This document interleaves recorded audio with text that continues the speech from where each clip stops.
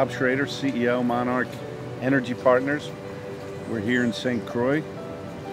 Daryl Hardy, Executive Director, Monarch Energy Partners. This beautiful place again. Yeah, we've been asked many times, who is Monarch? Where did Monarch come from? Who are their people? Who are the team members?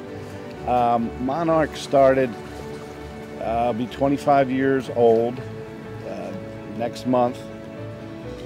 We service the oil industry, major oil companies.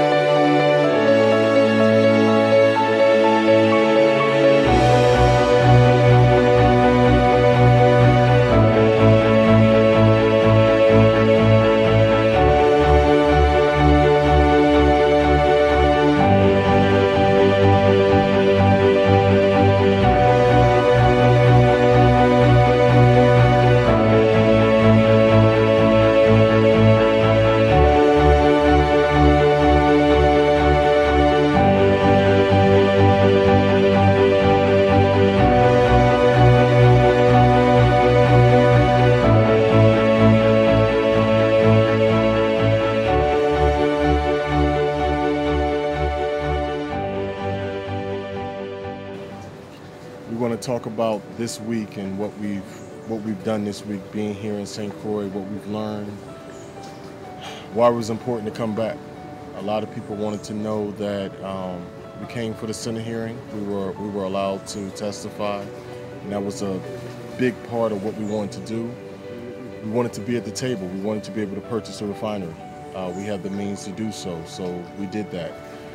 We proved our case, but apparently we left too early. That was the sentiment that we got. The calls that we received were, we need to see you, we need to meet with you, we want to know more. And we turned right around and we came back this week. And we spent this week among the people. We went all around, we got to, from the schools on Elections Day, which we got to see the spirit and how everyone rallied behind their candidates and how important this election was, to talking to just the local people at the Chicken Shack, getting information on what it was like at HOVENSA, what they want to see. It's been incredible just going around, absorbing the culture. We've been everywhere from the furthest east to look at the contestant's house. I mean, we've been all around the island, really absorbing what it is and what reopening a refinery will be. I guess the one big thing that we're looking at this facility in St. Croix, I've mentioned before that if you want to predict the future, the best way is to look into the past. Our first facility in Woodstown, New Jersey was purchased, and it was kind of almost a Superfund site. So we've dealt with the regulatory agencies, we've dealt with the local community. So this site was an overgrown site that was polluted, neglected, and it had to be cleaned up. There was no employment there. We went with our own money, with the commitments, but we cleaned it up personally. Right now it's a thriving facility, and again, I don't want to compare these two because it is much smaller. However, we've done the whole process from beginning to end. So I think that's important for the people to know that this isn't a first time that we've dealt with this. The biggest problem that we have at this facility now, it's too small. So we're looking to expand. So that model has been tested and it has been successful. We want to continue that. A lot of times, a lot of people ask, what is the Monarch Foundation? What does Monarch want to do for the people of St. Croix? So we're taking this time now to explain to you why it's important. Monarch has devoted a minimum of 1% of profits into our foundation, into the Monarch Foundation. That Monarch Foundation is able to build playgrounds such as this, is able to go into schools and provide supplies that they need. It's able to draw, it's a pot of money. Look at a pot of money that we don't need any government regulation, there's nothing tied to it. We have free will to go fix what we see. This whole week I've traveled around and I've seen stuff that could easily be fixed.